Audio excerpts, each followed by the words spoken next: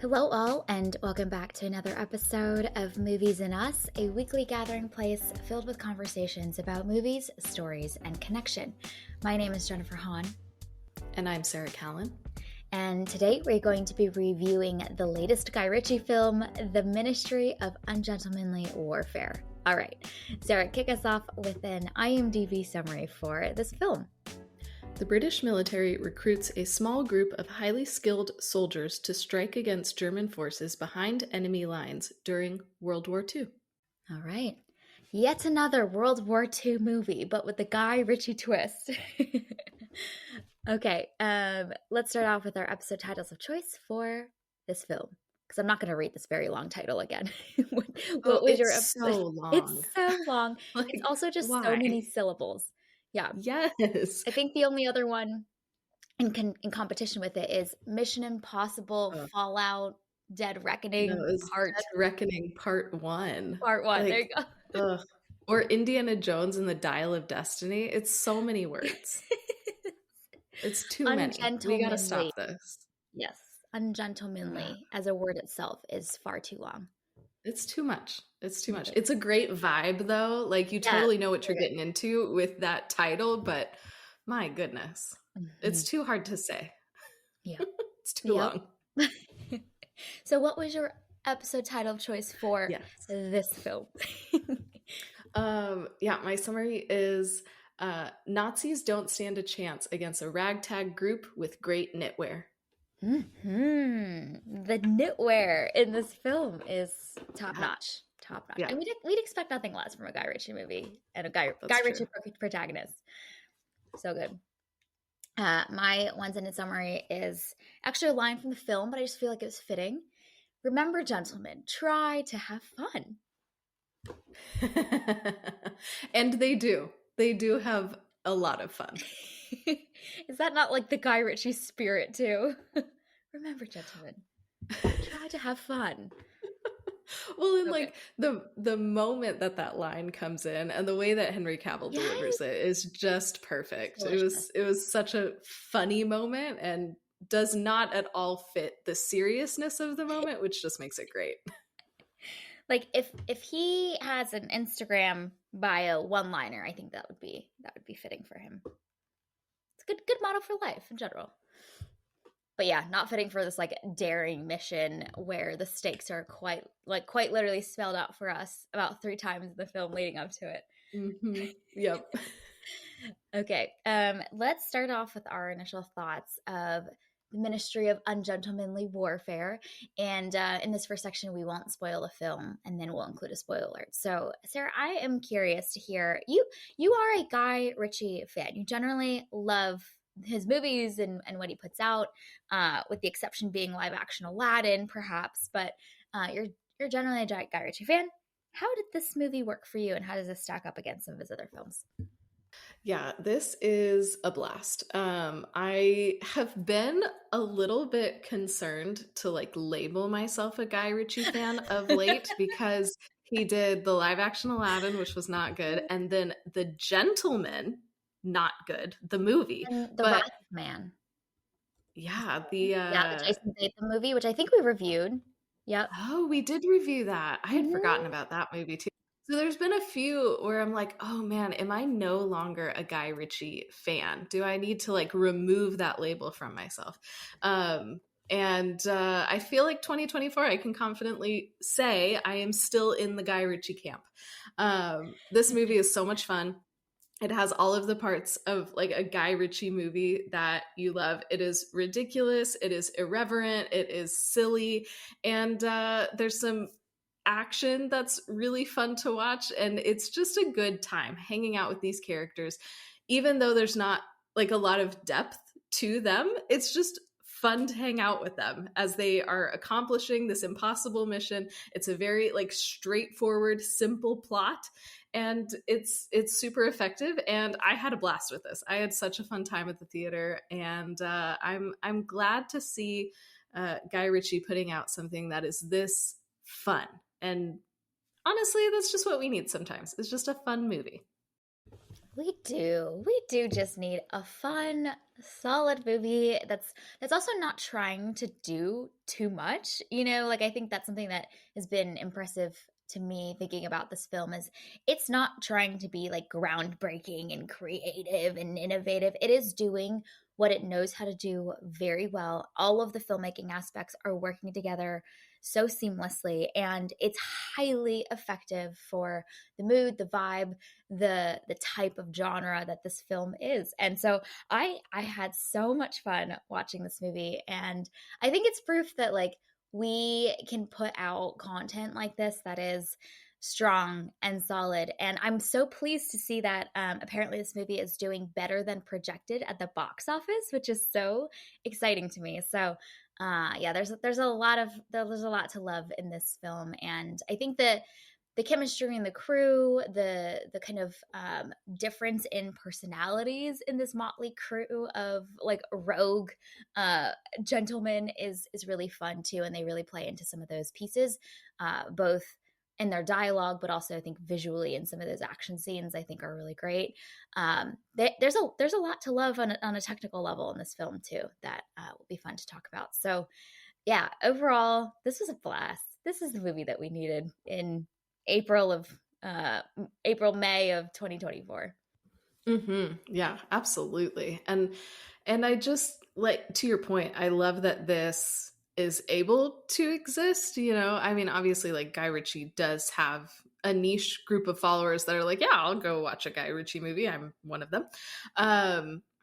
But for a movie like this that doesn't have any kind of like IP attached to it or any kind of like pre-existing anything, I love that this was able to get made and that people are going out to see it in theaters instead of just like waiting for it to come to streaming. And I think seeing it in theaters, I think especially if you're able to see it in a packed theater would probably be Yeah. fun. My theater was like me and then like two other dudes and that was it. So that was kind of like weird that it was like awkwardly silent for most of it, even though I'm assuming we all were having a great time. Yeah. So like seeing it in a packed theater would probably be a great experience. And there's some really great zingers and really great moments that make for those fun crowd together laughing moments. How did those other two dudes like this film? What was their review based on the amount of laughter, or was it silent? We don't know. Honestly, it was a giant theater and they Okay, were like very fun. many rows behind me because I was in the top row. So I could not hear a thing. Okay, So I'm just in my own little brain, assuming that we all had a great time and that yeah, we were all laughing, but we couldn't hear each other because we were all so far away. The theater was huge. And I was like, so why crazy. are there only three of us in this theater right now? What are we Mm-hmm. doing? Mm-hmm. You got your own private, semi-nearly private viewing experience of this Guy Yeah, Ritchie film. It's great. it's great. Loved it. Mm-hmm. All right. Well, let's include a spoiler here if you haven't seen The Ministry of Ungentlemanly Warfare. We recommend checking it out in theaters before listening to the rest of this episode. Okay, let's dive in, shall we? I am intrigued to hear maybe some of the aspects or parts of this film that really stood out to you or captivated your brain space after the film ended. I think I love this type of humor that this Mm-hmm. movie has. It's so silly. And sometimes that's just what you need.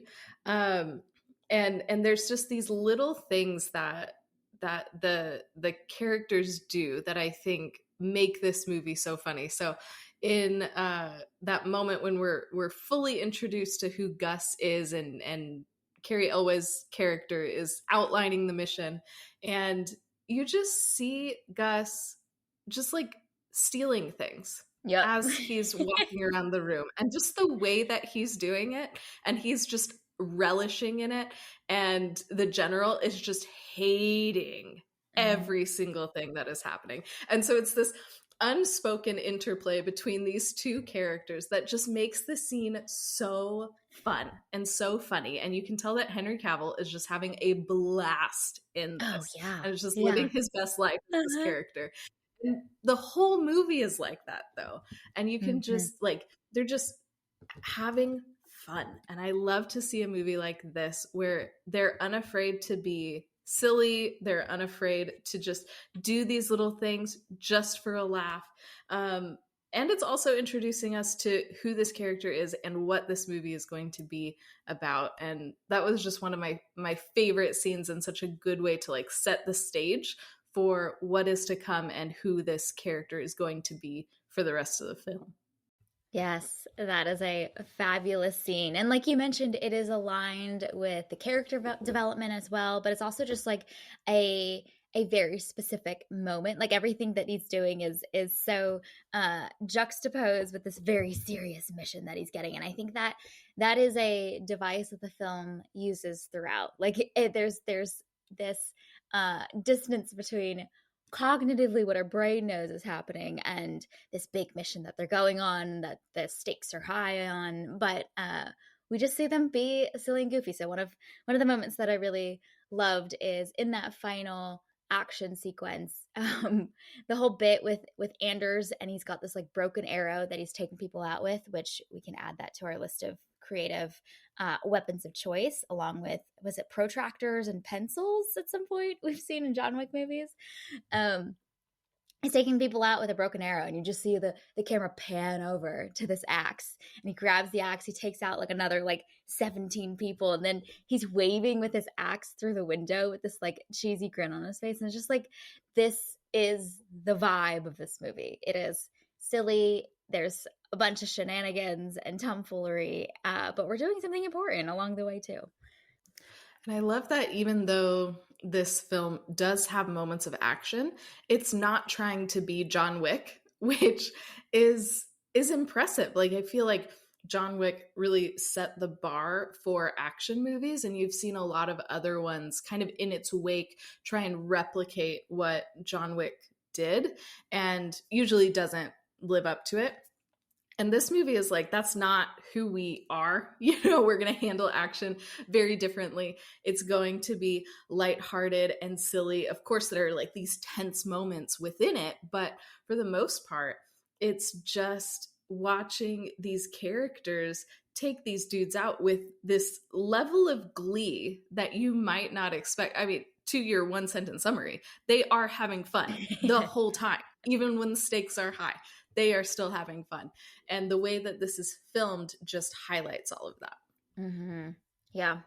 The like look of delight on Henry Golding's face as his character Freddy just is lining up the next explosive is so good. It's so good. And I think what's fun is that all of the moments that we get to see them in the thick of action are so fitting for who their character is. You know what I mean? Like, of course, we see Anders taking people out with like a bow and arrow, even though there's this giant beefy dude. And then he finally gets his axe at the end, which is, I think, what we would conventionally expect him to have. But for most of the film, Homeboy's fighting with bow and arrow in these set pieces. So I think like those little details and moments of fun dissonance are really, really visually fun and visually entertaining.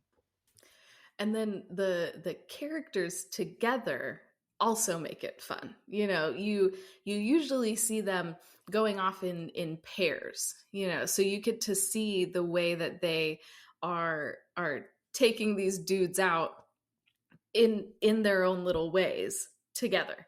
And then that leads to some fun little like banter between them. So whether they are just sailing along or whatever, brainstorming the next way to do the mission, or they're taking dudes out, there's this chemistry that these characters have together, which just makes it fun to spend time with them. Like, it's weird that this is kind of a hangout movie, but this is a hangout movie, and you just want to spend time with these dudes who are charismatic and they are silly and they have these interesting personalities that collide with each other in really funny ways. And whether they're taking out Nazis or just sailing around, you're just like, okay, I'm just happy to be here, happy to be along for the ride with you guys. I'm having fun too. Yeah, and I think that's something that is challenging to land well, but something that Guy Ritchie has demonstrated that he's so good at, which is designing these very specific personality types and then having them just like collide and hang out with each other and banter with each other in a really fun way. Because I think I was thinking a lot about Wrath of Man while we were watching this movie, because I think a lot of the action sequences remind me of Wrath of Man, and then just the way that this is such a process movie, which I would love to talk about a little bit more, because I think that made for some really fun moments in this film. But the Wrath of Man was far more like mission focused. Like, okay, we're gonna do this thing, and here's the plan, and here's how the plan's gonna accidentally fail when we're executing it, and how we're gonna react. Whereas I think I was if I was thinking back to the kind of runtime of this movie, and there's actually really only three main action sequences, and the rest of the time we are hanging out with the crew while they're sailing and doing some like small little side quests, and then we are with Mr. Heron and Marjorie. So like it feels like there's a lot of action in this movie, but actually for a lot of it, we're hanging out with these characters and making progress towards the next thing that we need to do to accomplish this mission. But you're right, a lot of time is spent just hanging out on the boat with this crew of guys, and like some Nazis show up occasionally here and there, and like we have a little standoff and make some smart aleck comments along the way. But there's a lot less action in like minutes of time than it feels like initially while watching through the experience. I am so impressed that you remember The Wrath of Man. That movie has been completely erased from my memory. So that's impressive. Yeah, I can tell you nothing about that movie. That's wild.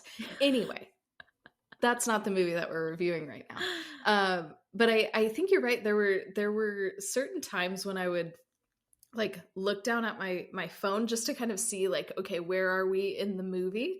And it's kind of impressive to me how it's structured, because that last battle, like they do all of their little battles, they're kind of on the boat, they come up with their plan, and then like we jump forward in time, and then they're there at that last battle. So I did kind of expect that there would maybe be more little battles along the way as they're sailing, but the movie doesn't need to do that. It's like, okay, we have our fight in the opening act, we have our fight in the middle, and then we have our big fight at the end, and that's it. We have our 3-act structure, and we have our fights in each act, and they all build on each other. Like, this film does what it needs to do, and yeah, it works. We're constantly working and building toward that final showdown that we've been waiting for. Yeah, and it's one of the things that I have my hats off to this film for, is the restraint to not lean into too much of the action. And I think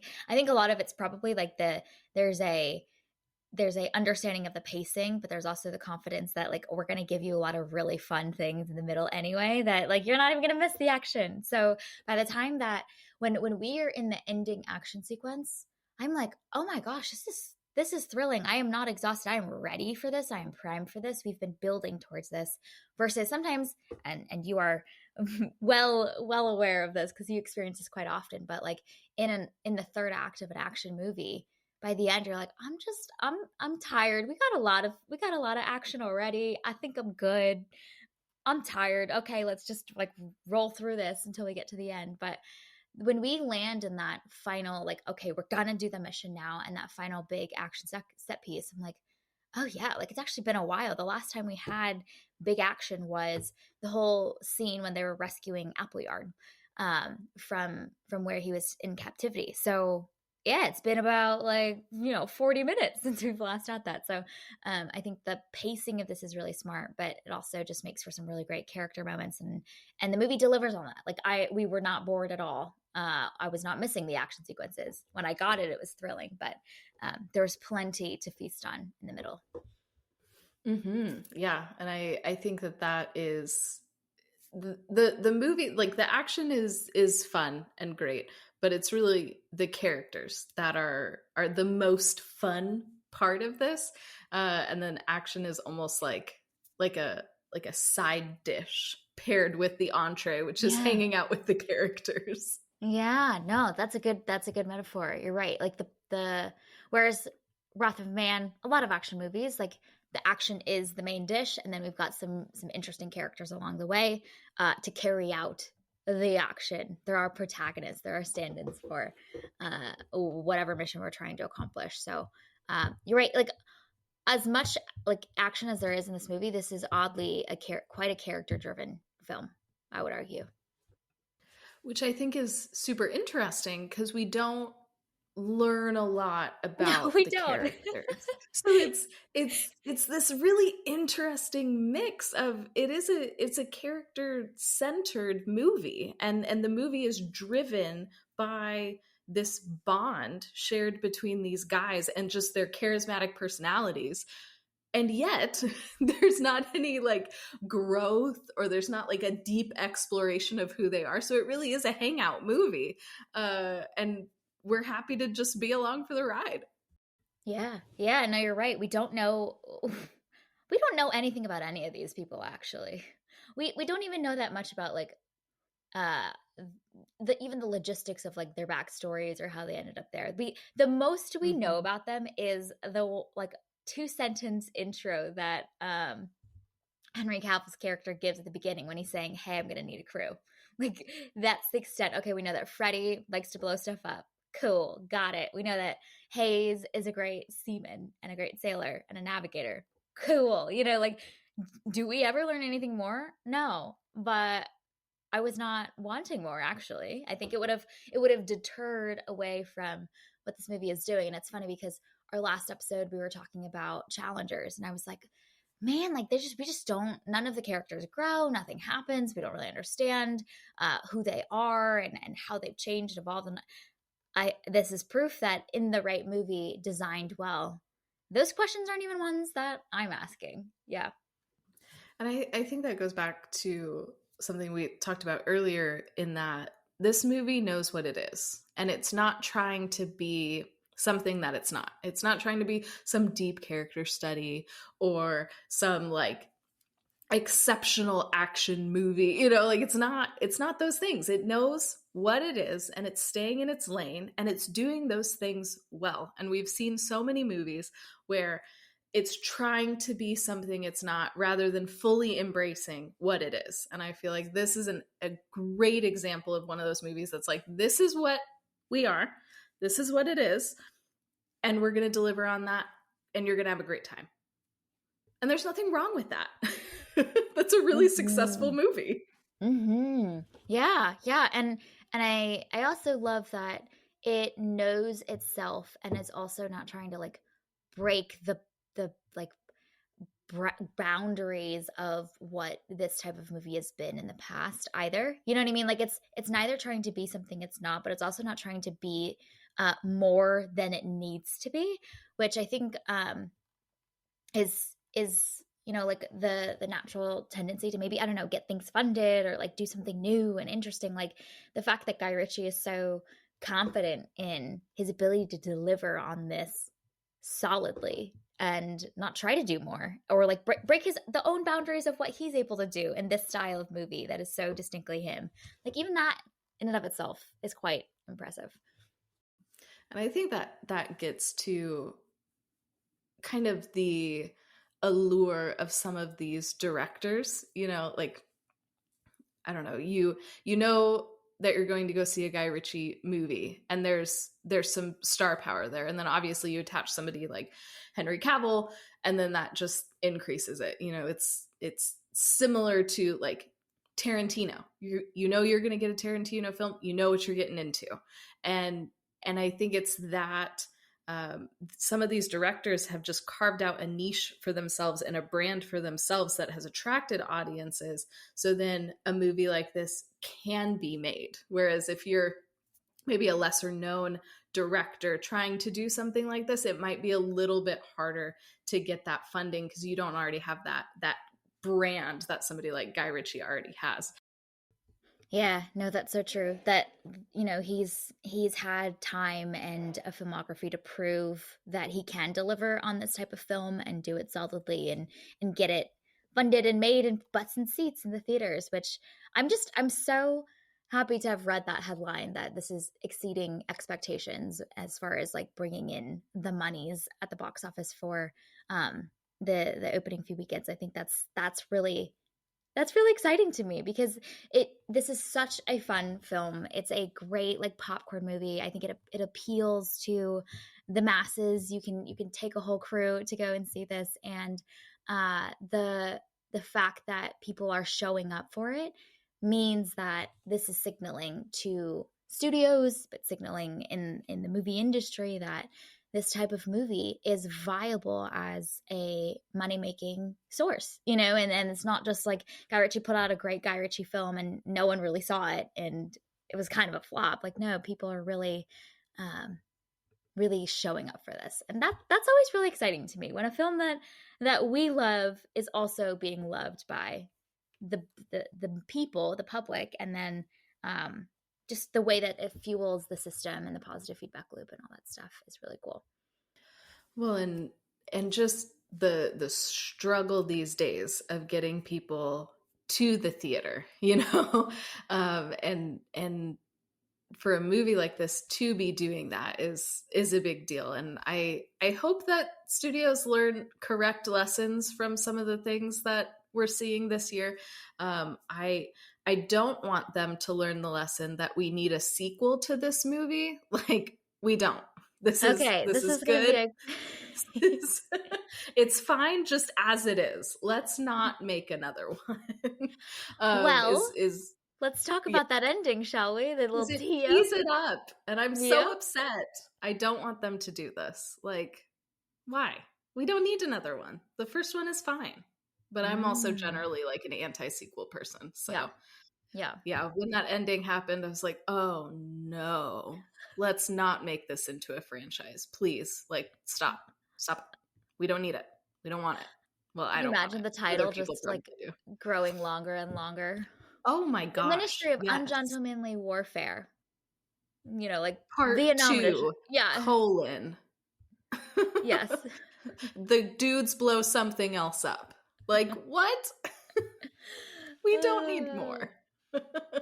I mean, it is so perfectly teed up at the end, though. Like I just am like I could see it happening. I think I'm much more warm to the idea. I'm like, I would be down to see another little adventure with this crew there, because like we were saying, it is so character driven, and we just want to hang out with it. Then I'm like, I don't care where you go, but like let's be on a boat or on a train or somewhere and just do something together. I would be open to it, but it sounds like you are like, no, let's just keep this within this universe and let's create a whole new universe to do something else, but let's leave these characters and people and missions in this universe. And I know it's more expensive to do it that way, but we don't need to turn everything into a franchise. Just because a movie works well or, characters work well and we enjoy hanging out with them, we don't need to make that into a franchise. Mm-hmm. We can just have a single movie with those people, and that's fine. I mean, I get it though. It's much cheaper to say, hey, let's keep this going. Mm-hmm. But man, I don't think it's necessary. I think especially for something like this, the way that it's teed up of like this ragtag group came together for this one secret mission, and then it was all like declassified and stuff, and that's why we're able to know about it now. Like, I don't know. I like that framing for this. And so I think it would almost be like the law of diminishing returns if we had a second one, because you don't have some of that intrigue and allure around it. And so it'll just be like another standard action movie where you just have your group going to go do a thing. It would be fun, but I don't want that. Yeah, part of the fun and the thrill is like just seeing who these like big vibrant personalities are, and we already know we kind of know who they are, and we get to see them maybe in different contexts in a sequel, but that initial spike of like, how is Freddy going to react to this situation, or like what little detail is Hayes going to give that's going to like help us figure out this little piece of the mission. It's going to be more challenging. I was thinking about though how a lot of the throughout some of the moments in this film, I was like, this is giving like Ocean's 11 energy, like we've got this ragtag group of people. They each have different superpowers. We're pulling off this secret mission of some type, and uh, we these people might disperse and then get called back together again for by Winston Churchill apparently for some task later on. But I think inherently too the stakes of like this is a key moment in World War II, and if like they are working in the lifetime of Winston Churchill, like what is the next big thing for them to do anyway? That has the same amount of stakes. I'm sure there's something specific and niche, but the stakes are so big and fun in this one. They're so big. And I do think that your comparison to Ocean 11 is really apt, because this is more like a heist movie in a Yeah. lot of ways, even though it's set in World War II.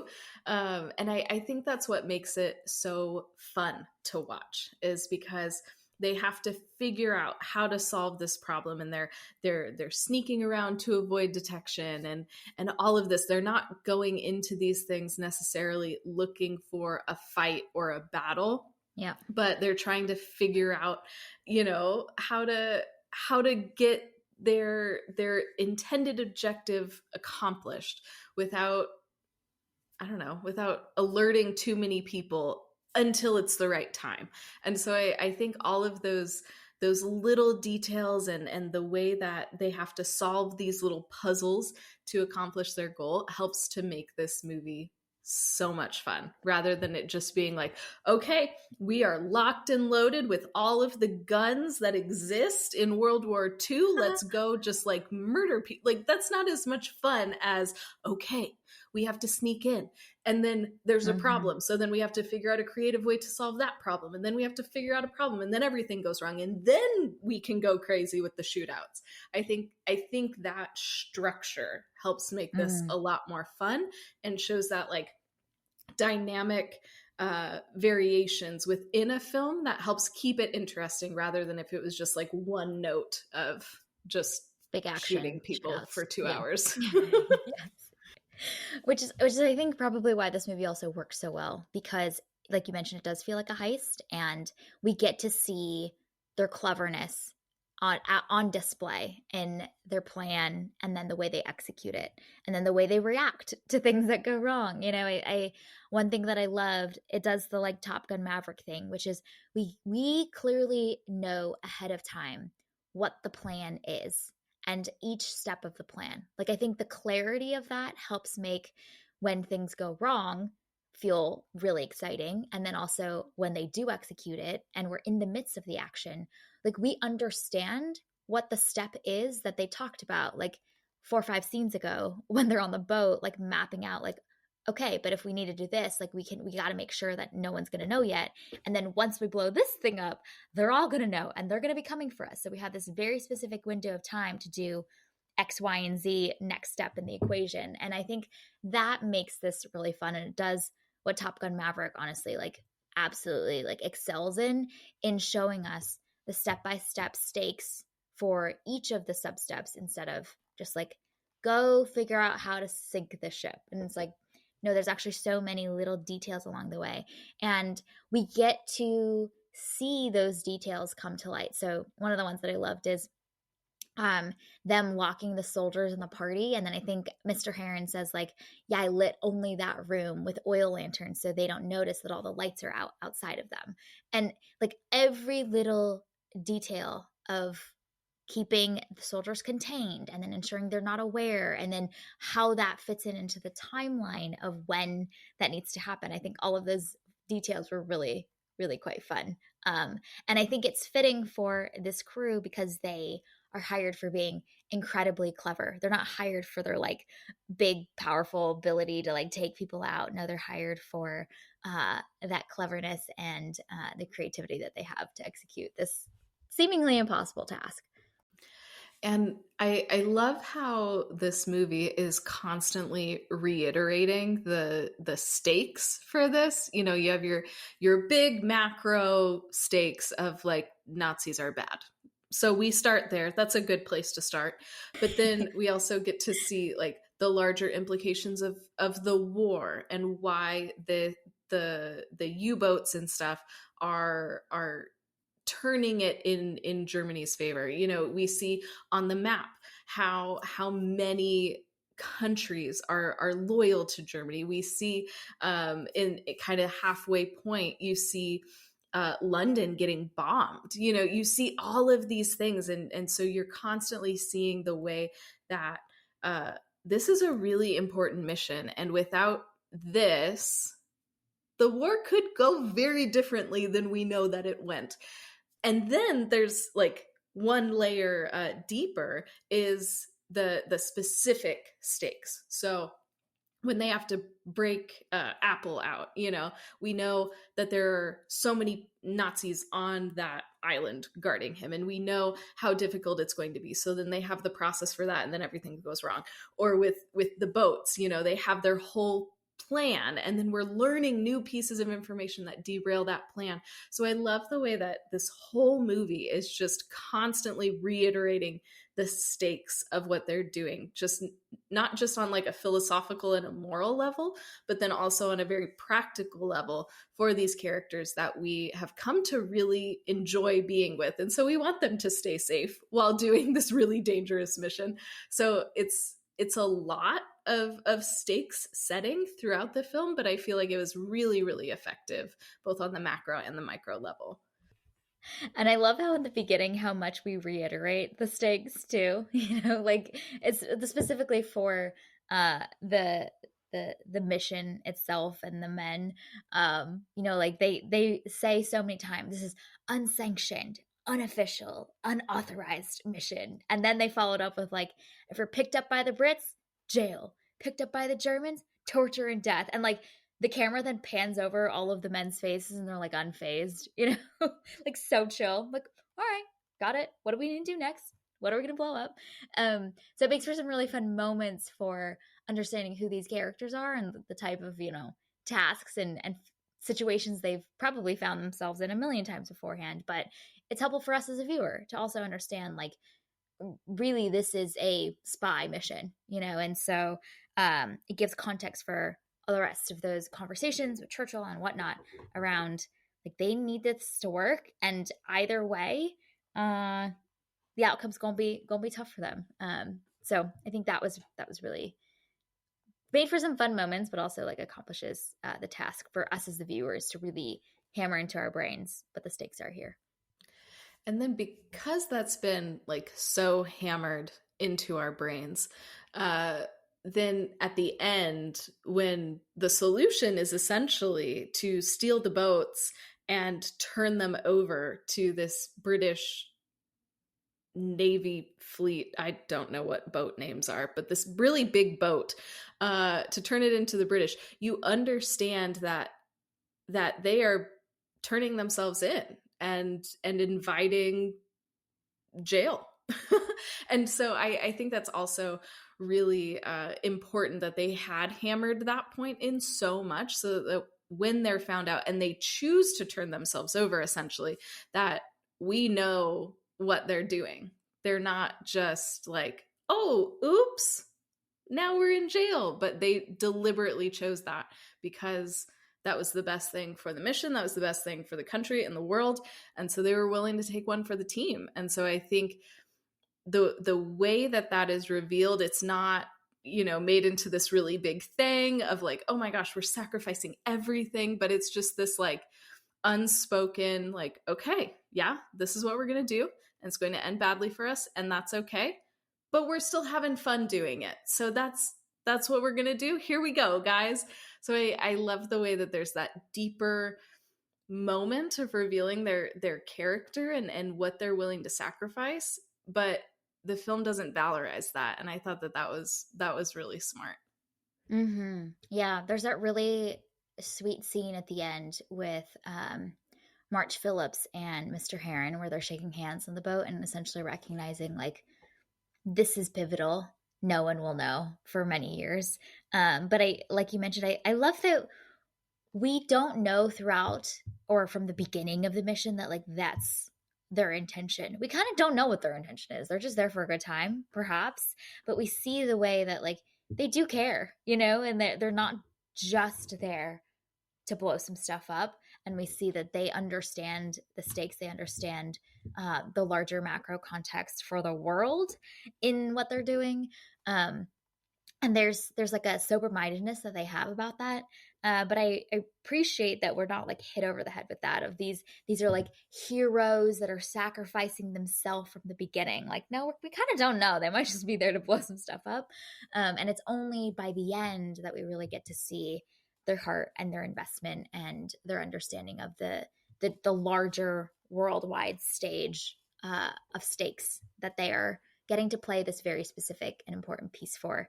Um, and honestly, they might not have even like have had that full recognition of it until, you know, you're in so deep in this mission, you begin to care so deeply that that really comes to light. But I like that they're not positioned as heroes at the beginning, because I think it would have made it feel a lot more like cheesy. And we've like seen a million versions of that where, you know, there's this like very dangerous mission that you know, these heroes are willing to do, and the emotions of that are like positioned very early on in the film. We've seen that movie about 10 billion times, and we get a slightly different version of this, and it honestly makes that emotional moment between March Phillips and Mr. Heron feel bigger too, because we were not like primed for it throughout the last 2-hour experience. Mm-hmm. Yeah, yeah. We have had a lot of fun, and then things turn serious, and it's great. We're like, okay, we're doing this now, but without ever losing that tone of fun, mission, friends. It's a great time. It really is. Yeah. Yeah. Um, Other big things that stood out to you at this in this film? Uh, can we talk about the score? Because Yes. Oh my gosh. that it This one was was on my on list. point. Oh my gosh, yeah. And I was just ripping apart the score from the last movie. So it was thrilling to see a score that is so perfectly matched for the mood of the film. But honestly, I think that the score is key to contributing to a lot of the really humorous moments in this movie as well. You know, like the one that stands out to me is in the opening scene, where they're bombing the Nazi boat. There's like flute trills in there, and the score is like so matter of fact about it, which is just very encompassing of the vibe and the energy of this crew. And I think without the score, this movie really doesn't work as well as it does. So the score does a lot of really important legwork for the mood landing really well. I'm curious your thoughts about the score and how it contributes to this film. No, it was great. I think it was so perfectly timed too. You know, there's moments where it's light and whimsical and so much fun, and we're just like palling around, but then also it does so much to enhance those action sequences as well. So I think all around the score is so effective in helping us feel what the characters are feeling, or understand this moment. And then sometimes it's used almost as a juxtaposition as well, and to create those moments of humor or levity throughout. So I think this is one of those examples where the score is just so perfectly matched to this film to just enhance everything, rather than taking away. You know, this is one where I was very mindful of the score because it was working so well. It wasn't a distraction, but it was an enhancement. Yeah, no, that's so true. And I think what's also really great is that when the score needs to be like dramatic and intense in a big action sequence, it knows how to do that. And then when it's fun and light, it also is very aware of the moment that it's in. So just the alignment of establishing tone for the each scene that it's in, I thought was really great. Because I think if this was truly just fun and light and making for those feelings of hey, we're just here for some shenanigans, I think some of those contrasts with those big action scenes wouldn't have worked as well. But when it needs to be intense and cinematic, the score can be. And then when we're uh, also carrying out maybe like a side mission or whatnot, or just hanging out, it really is so perfectly matched. And I think it what I thought was impressive was it captured the like the the mood and the way that these men show up in the world quite well, like musically. I thought like some of those when they're just winking at each other or when they've got some smart aleck comments, like the score is in that same vein. And I don't know, it's hard to describe, but just the way that the musical nature of the score matched the personalities of the men, I thought was quite impressive too. I don't know how it does that. How do you do that? How do you compose that? I don't know, but they did it. They did it and they did it very well. There's a reason why we are not composers. Right. And that is the reason. Like compose something for like Anders Lassen with his axe taking people out, but then waving in the next scene. Like figure out how to do that. Like I could not tell you where to begin. Yep. But they did it. They did it. The right people were on the job. Yes. So good. So good. One other aspect that I thought was just really fun to watch is, and then it's fitting for the mission that they're taking on, which is this like secretive heist like mission, but the quiet gunshots I thought made for some really like fun visual moments, like because I think you're just seeing this crew of men like strut around and lift their guns, and just you see people falling silently, which I just thought made for some really fun visual moments, but also like fitting for the task that they're accomplishing. And I feel like this was reminding me a little bit of our Monkey Man conversation of like we've seen a version of shootouts that are big and loud and explosive, and we get that in this movie, but a lot of times like we are in stealth mode, and seeing them like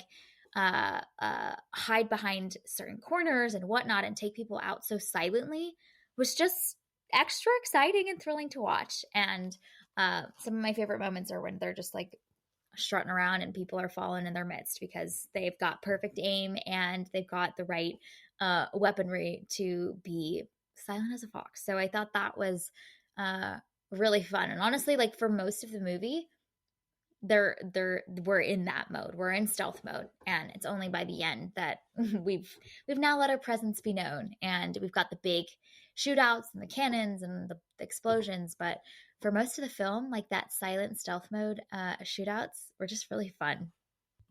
And it makes it more exciting too, where they need to be in stealth because there's only like 5 of them up against a whole island full of Nazis.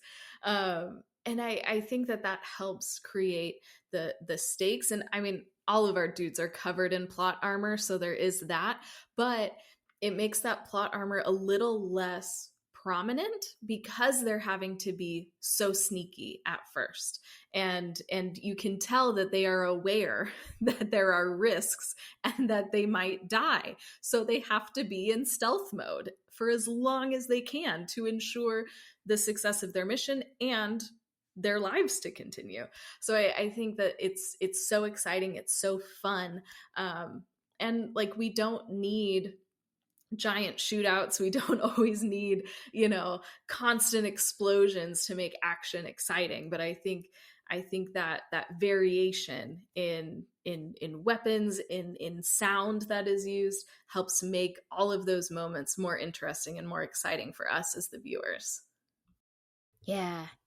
And like you mentioned, like we're waiting to discover when they are going to be uncovered by the enemy. And that in and of itself is just immediately adding tension to some of those action scenes. So I just, it's such a contrast to how we typically see action, which is big and loud and explosive and from the beginning, and people are running and hiding, but like they kind of know where each other is, and in this case, the enemy doesn't know yet, but they are going to find out at some point. And the thrill of when that, when their presence is discovered is really fun. So another aspect of this movie that I really appreciated is that there's no romance in this movie. Yeah, And that's true. I think in the end, when it's like, these are the real people, and it's revealed that Marjorie and Gus ended up getting married after this in real life, Mm-hmm. um, I think with that fact, it might have been really tempting to like make something happen between them. Like these really gorgeous actors, like, of course, why not have them get together? That would just be like conventional logic. But this movie is not about that. It's not trying to go there. They have their two separate missions that are both important. They only interact at the very end and the very beginning, and that's it.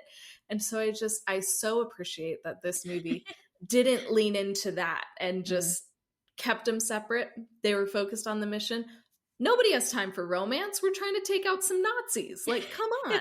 So I loved that. Yeah, no, that's so true. I think he says like one line to her of like, "You seem to be wearing too much and not enough." Yeah. As she's in this like ball gown with a little shawl. Yeah. Um, yeah, no, that's very true. That's very true. The restraint there's enough happening here, and I think Mhm. it would have fallen into the conventional, like action tropes that we often see that make an entertaining movie. We love to see people fall in love, but you're right. This is not that movie. That we're hanging out with this crew. The real romance is between the connection between this like crew of five people, these five men, these five Honestly, gentlemen. though, like Excuse me. Let me call them what they really it's a are. Yeah. solid it's a solid bromance that they share. It's Really, so yeah, entertaining. it really is. We haven't talked much about the whole Marjorie and Mr. Heron kind of parallel thread line throughout the film. Thoughts on thoughts on that whole bit? No, I loved it. I thought that it was a good detour too, because like our five dudes are on a boat. They are sailing from one location to another. And hey, it could have been really fun to just like be hanging out on the boat with them. We could have been palling around, maybe encountering another boat or something. But like, I feel like there's only so much you can do with five guys on a boat. Like there's a lot that you can do, but that's limited. And so I think it was a welcome um, addition to be able to go to this other location and see how these other two players are setting the stage for everything. And so we're able to be on land and see an island and see all of these different people and understand what all is going on there. And I think it also helps illustrate just how far reaching this war had spread. And so it's just seeing how it truly was a world war and just not isolated in Europe. So I think it was effective on so many levels. And then you get to see more about Marjorie's past and how this is personal for her. And so then that helps set up the stakes for her putting herself in some very, very real danger. So I think for me, it all worked and was a really welcome addition to this movie and to the journey that this crew is on. Yeah, yeah. I think on the whole, it was the less engaging of the two. Like I just wanted to be back with our crew for some of those detours. But what I really loved is how we get to see mm, the way that those two parallel thread lines for most of the film ultimately collide at the end, and some of the like stakes and the new tensions and the new insight that Marjorie and Mr. Heron uncover around, hey, like the ship has had steel reinforcements and is unsinkable now. Like that is a key piece that now they need to figure out how to get that information to the crew to let them know, and kind of the the compression of time that they have available to even do that. Like all of that, I think, was set up really well for that really fun Act 3 sequence. So I think that worked quite well in kind of seeing their role in this larger mission. And then I think obviously it gives us an immediate foe to feel like we understand who we're fighting. I mean, obviously Nazis are bad, and we've seen that a million times in movies, and we know that, but we get to see her in the lair of the lion. What did they say? In the den of the fox. They had a whole metaphor going throughout the entire movie around him luring her into his den. But I think that whole bit helped us also like ground in who we're fighting and who we're up against and the type of people that are on the other side that are carrying out some of these other dimensions of this world conflict. Yeah, and that Nazi officer was like sufficiently evil without being like too over the top. You know, like, I feel like we've seen some movies where the Nazis are like just like mustache twirling evil villains and it almost becomes like a caricature, and he wasn't. He definitely like threaded that needle of evil and creepy without being like too over the top. He felt like a real person, which I think was impressive and also really smart to help enhance this movie. Mm-hmm. Yeah, no, that's so true. That's so true. All right. Any other last thoughts before we wrap up? No, I think Okay. I think we hit them all. we did it. Yeah. Yeah, agreed. All right. Well, this is our review and discussion of The Ministry of Ungentlemanly Warfare. You can find it available out in theaters.